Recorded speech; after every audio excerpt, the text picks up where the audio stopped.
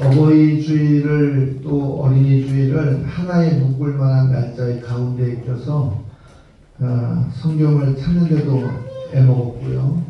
설교의 포인트를 또 어떻게 줘야 되는가 찾는 것도 참 애먹었습니다. 그래서 오늘 성경적인 양육까지는 주일학교 어린이를 위해서 효도가 신앙입니다.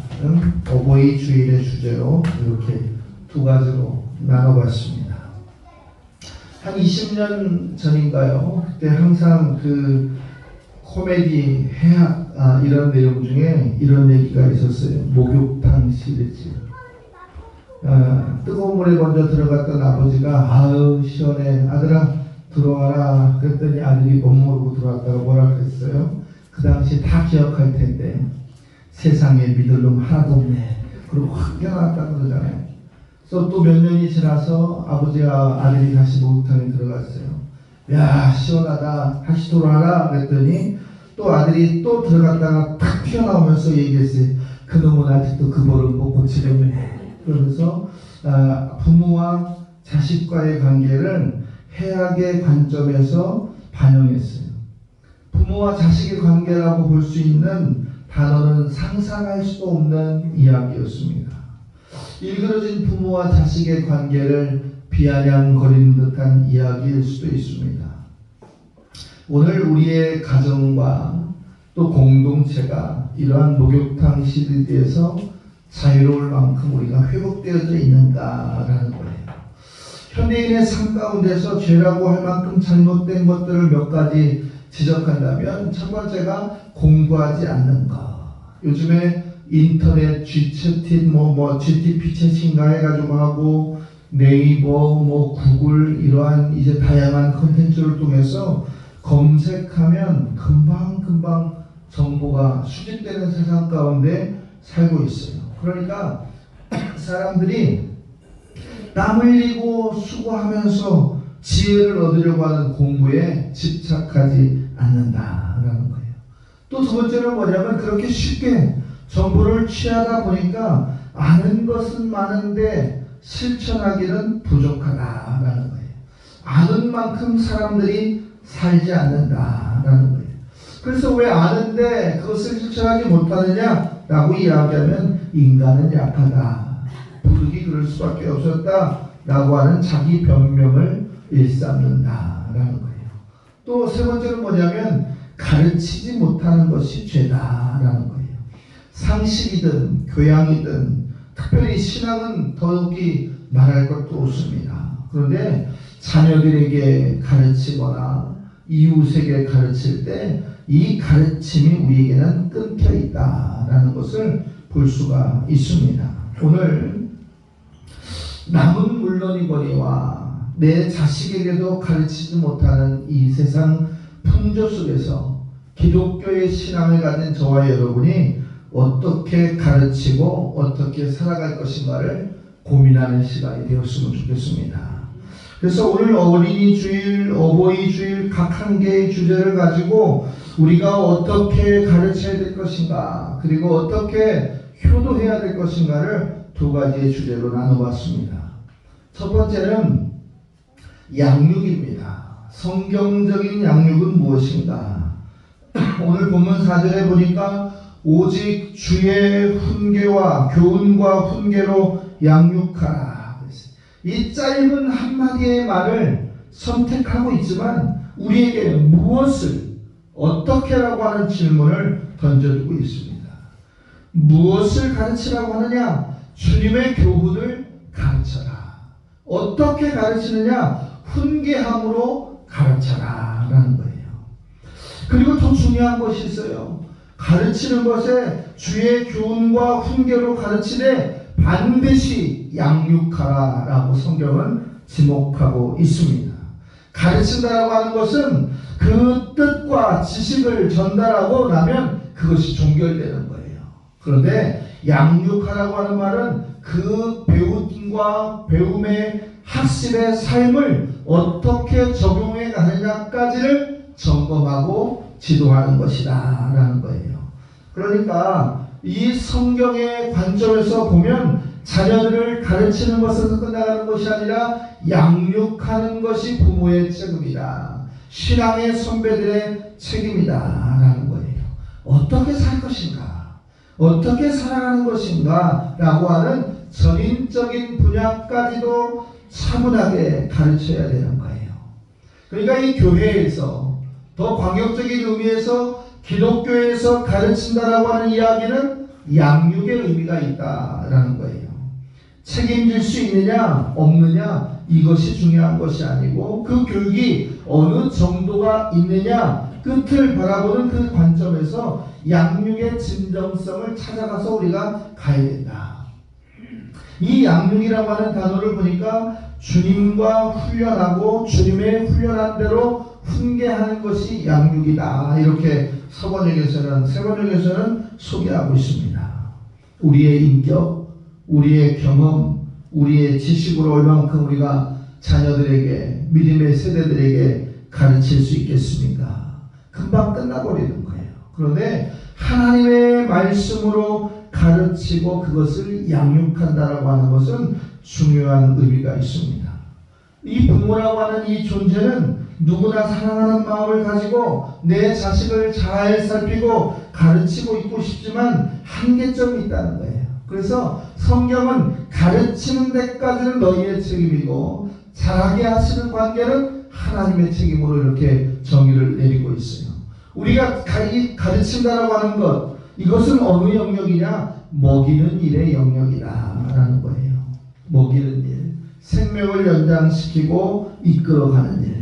하나님이 잘하게 하실 텐데 우리에게 특별히 무엇을 먹이라고 하느냐면 구별된 것을 먹이라고 하고 있다라는 거예요.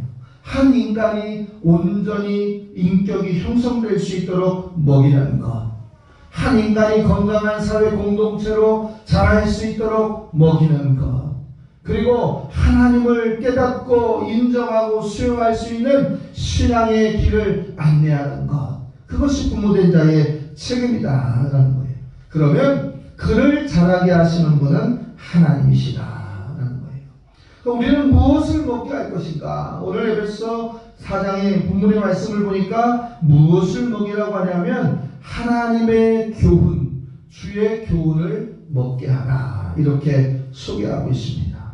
오늘 이 주의 교훈이 얼마나 우리에게 중요한 대목을 누가복음 2장 52절은 이렇게 소개하고 있어요. 예수는 지혜와 키가 자라며 하나님과 사람에게 더욱 사랑스러워 가시더라.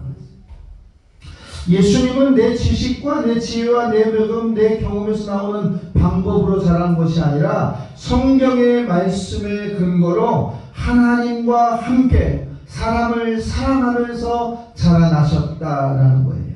오늘 이 누가복음 2장의 말씀을 네 가지로 나누면 키가 자랐다, 체육이, 신체가 자랐다, 지혜가 자랐다, 지적 성장을 이야기하고 있어요. 그리고 사랑스러웠다, 하나님 앞에서 사랑스러웠다, 신앙, 그리고 사람에게 사랑스러워 간다, 도덕적 무결성을 이야기하고 있습니다. 우리는 우리의 자녀들에게 이것을 가르치고 먹여야 합니다. 오늘 예수님의 관점에서 다시 본다면 체육적인 측면에서는 육적인 것을 공급해야 될 책임이 부모에게 있습니다. 건강한 육체에 건강한 정신을 회복할 수 있는 영향을 주어야 합니다. 편식도 아니고 균형 잡힌 식단과 균형 잡힌 이 생활 리듬을 주어서 어린아이가 육적인 성장이 건강하게 진행되도록 이끌어야 한다는 거예요. 지육은 어떻습니까? 정신적인 지식의 증거는 어떻게 할 것인가? 우리는 보아야 될 것만 자녀들에게 보여주어야 합니다. 경험해 보아야 할 것만 경험토록 가르쳐야 합니다. 또 듣지 말아야 할 것과 들어서는 안 될 것, 보면 안 될 것들을 보지 못하게 해서 이들이 정상적인 사회인으로서 살아가는 데 부족함이 없도록 이끌어줘야 한다는 사실을 기억해야 합니다. 또 신앙적인 모습을 보면 어떨까요? 종교교육, 이 하나님의 말씀을 잘 들을 수 있도록 안내해 줘야 합니다. 나는 신앙생활하면서 내 방법과 경험대로 신앙생활하면서 자녀들에게는 경건을 이야기하고 모범을 이야기하고 영적인 것을 이야기한다는 것은 잘못됐다라는 거예요. 부모의 신앙의 유분을 자녀들에게 보여줘야 한다라는 겁니다. 또 도덕적인 면은 어떻습니까? 하나님 앞에서만 사랑받는 것이 사람의 본분이 아니라 사랑스러워지는 단계에 사람들에게도 더욱더 사랑스러워지더라라고 얘기하는 것처럼 사회적 잣대 속에서도 문제가 없는 사람을 만들어야 돼요. 요즘 세상이 얼마나 잘못됐는가. 예배당 안에서는 완벽한 신앙인이요, 성경책을 들고 다닐 때는 신앙인인데 예배당 밖과 성경이 없는 세상 가운데서 얼마나 신앙인의 모습이 상실되어 가고 있는지 우리는 되돌아봐야 합니다.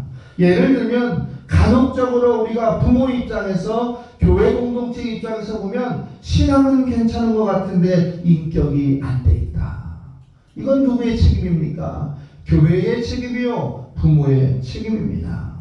가르침에 있어서 도덕적인 면을 소홀했기 때문에 신앙적 인격과 도덕적 인격의 균형이 상실되었다라는 거예요. 예수님은 어떻습니까? 사람들에게도 사랑스러워 가고 있었다라는 거예요. 여러분의 자녀들이, 여러분의 미래의 세대들이 누가복음 2장 52절의 말씀처럼 지혜가, 키가 자라가면서 하나님과 사람에게 더욱더 사랑스러워 가기를 주의 이름으로 축복합니다. 어떻게 해야 하나님과 사람들에게 사랑스러워 가면서 클 수가 있느냐? 오늘 본문의 말씀에 보니까 훈계하라 이렇게 소개되고 있습니다. 훈계하라. 훈계라고 하는 말을 보니까 타일러서 잘못이 없도록 주의를 줘라 라는 거예요. 타일러서 잘못이 없도록 주의를 주라라는 거예요. 그런데 우리가 내 자녀에게 남들이 이야기하는 것 절대 수용하지 못하지 않습니까? 심지어는 남편이 아내에게, 아내가 남편에게 하는 자녀 교육도 수용하지 못하고 있지는 않습니까? 그러면서 어떻게 훈계라는 말을 우리가 사용할 수가 있겠느냐라는 거예요. 하나님은 우리에게 말씀하셨습니다. 훈계하라. 자녀들을 건강한 공동체로 살아날 수 있도록 훈계하라라는 거예요. 신앙적으로 양질의 것을 먹고 자라면서 그들이 바르게 자라고 바르게 성장하고 바른 신앙생활을 하고 바른 도덕적 책무를 할 수 있는 시대적 사람이 되도록 안내하라라는 거예요. 사랑하는 성도 여러분, 우리의 미래 세대들이 성경적 양육의 잣대 현장에 머물 수 있기를 주의 이름으로 축복합니다. 인생의 궁극적인 목적이 무엇입니까? 영생 아니겠어요? 이 신앙의 길에서 내 자녀들이 이탈하지 않도록, 내 자녀들이 흔들리지 않도록 믿음을 지키도록 모범을 보여야 될 것, 그리고 가르치고 훈육해야 될 것이 현 세대의 리더들의 몫이다라는 거예요. 두 번째로 효도가 신앙이다라는 거예요. 독일의 정신분석 분석학자에 있던 미처를 이히는 뭐라고 얘기했냐면 아버지 없는 세대 이렇게 얘기했어요. 이 시대를 아버지가 없는 세대다 이렇게 얘기해요. 쉽게 얘기하면 아버지의 권위가 상실되고 도덕과 윤리가 무너지는 이 시대를 한탄한 거예요. 뭐냐? 이 저마다 중구난방으로 떠들어도 목청 없고 천방지축 날뛰어도 누군가는 회초리를 대야 되는데 회초리를 댈 사람이 없는 시대에 있다라는 거예요. 지금 국회를 보세요. 대한민국의 정치가 살아있는가를 우리가 볼 수 있습니까? 지금 사회의 지도자를 보면서 무엇을 우리가 배워야 된다고 자책하고 있습니까? 종교는 어떻습니까? 교회는 사회의 모범이 되는 모습을 우리가 얼마나 세상 사람들 앞에서 나타내고 있습니까? 나는 이 자리에 앉아있는 나는 세상 길에서 방황하고 놀고 있고 음주가무 속에 취해 있는 그들과 무엇이 그렇게 다른 구별점이 있습니까?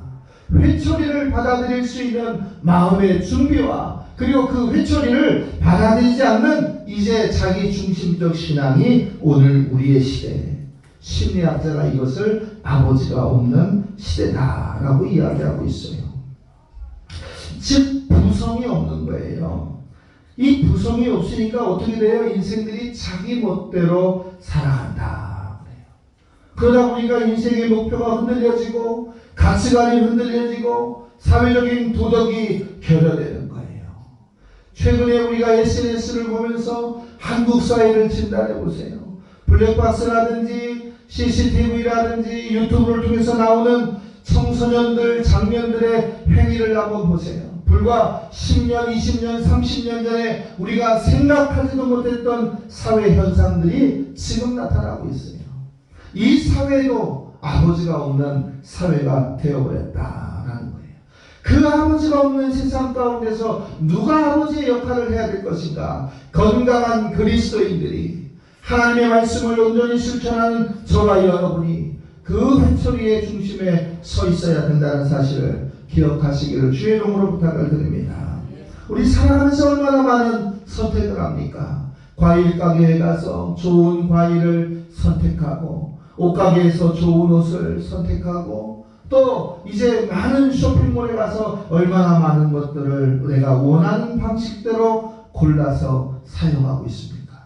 그런데 우리가 선택하지 못하는 것이 있어요. 그건 뭐냐면 부모입니다. 아버지, 어머니라고 하는 이름은 내가 태어나고 싶다고 해서 선택하고 싶다고 해서 바꿀 수 있는 것이 없어요. 그래서 이 원천적 관계, 요지부동한 이 관계를 내가 바꾸는 것이 아니라 성경은 그 부모에 대해서 공경하고 순종하는 것이 너희의 도리다 라고 이렇게 가르쳐주고 있습니다. 이 효라고 하는 것을 사람들이 많이 정리를 했는데 어떤 것이 효라고 정리했냐면 자주 찾아뵙는 것, 이것을 효다라고 얘기했어요. 그리고 그들의 말을 많이 들어주는 것, 말을 많이 할 수 있도록 이야기해 주는 것이 효다. 그리고 높은 가치를 인정해 주어서 이것저것 안내해 주는 것이 효다. 미래를 그릴 수 있도록 열어드리는 것이 효다. 순종하는 것이 효다라고 이야기했어요.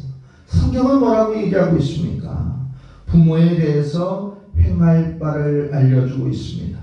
너희 부모에게 순종하라. 네 아버지와 어머니를 공경하라. 기독교인 중에서 효도하지 않는 자는 하나님을 배교하는 자나 마찬가지입니다.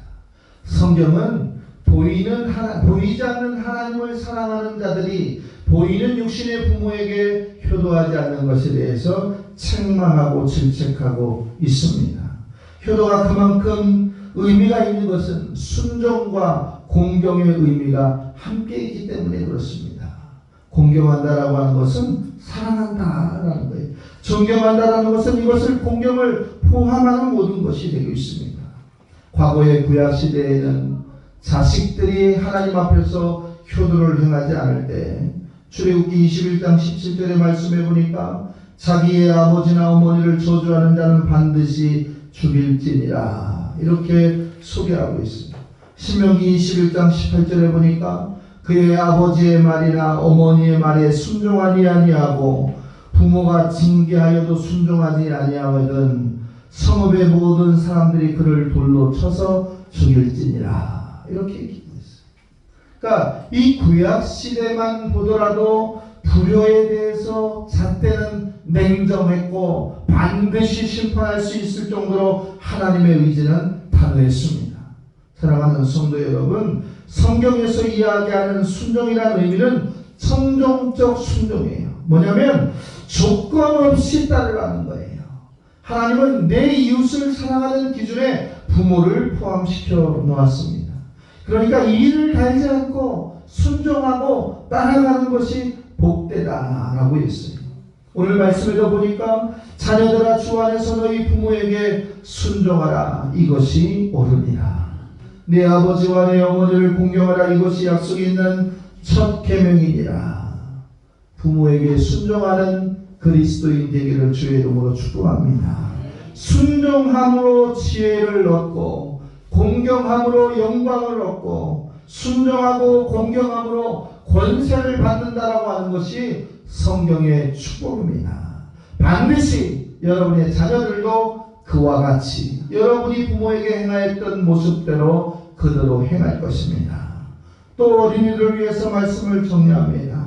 사랑하는 부모 여러분, 자녀들을 어떻게 키우시겠습니까? 또 자녀가 장성되었다고 다 큰 것이 아니라 그들의 인생의 훈계자로서 여러분들이 어떻게 살아가시겠습니까? 그것은 내가 먼저 본을 보여줘야 하는 겁니다. 내가 먼저 봉사를 보여주고, 내가 먼저 기도의 모범을 보이고, 내가 먼저 화목의 본을 보일 때 자녀들이 그 안에서 지혜롭게 건강하게 살아남을 수가 있습니다. 말씀을 정리하겠습니다. 사랑과 믿음, 소망을 먹고 사는 것이 자녀들입니다. 가정입니다. 우리는 그 중심에 하나님의 말씀을 반드시 새겨 놓아야 될 줄로 믿습니다. 오늘 본문의 말씀처럼 오직 주의 교훈과 훈계로 양육하라 하였습니다. 이 모든 기준이 저와 여러분에게서부터 출발되는 신앙의 출발점인 줄 믿고 실천하고 축복받는 저와 여러분 되시기를 주의 이름으로 부탁을 드립니다. 기도하겠습니다.